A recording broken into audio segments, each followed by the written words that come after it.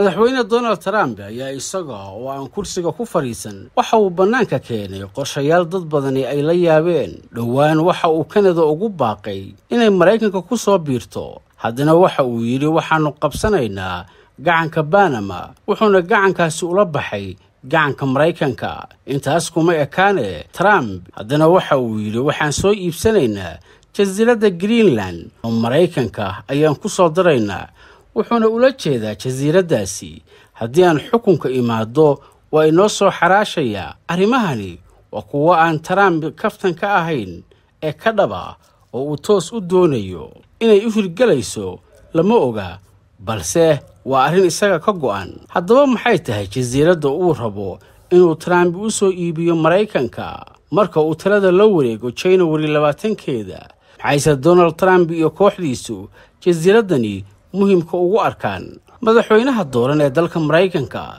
Donald Trump ayaa sheegay in marka uu sidaas ula wareego talada dalka Mareykanka uu bilaabi doono qorshihii uu dalka Mareykanka ugu soo iibin lahaa jasiiradda weyn ee la yiraahdo Greenland si ay Mareykanka uga mid noqoto jasiiradaasi jasiiradani waa tan ugu weyn adduunka waxayna ku taallaa waqooyiga badweynta Atlantic jasiiraddan Greenland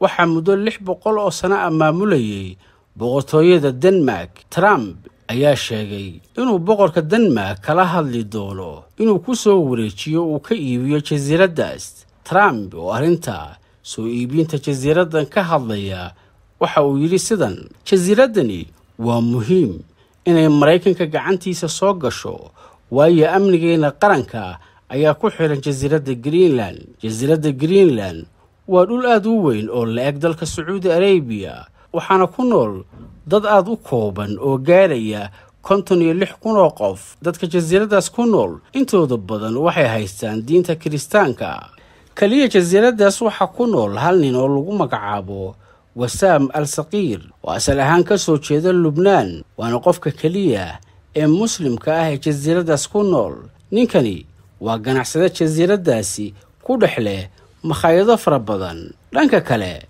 ra'iisul wasaaraha jasiiraddan ayaa dalabka Trump si adag uga hadlay isagoo sheegay inuusan jirin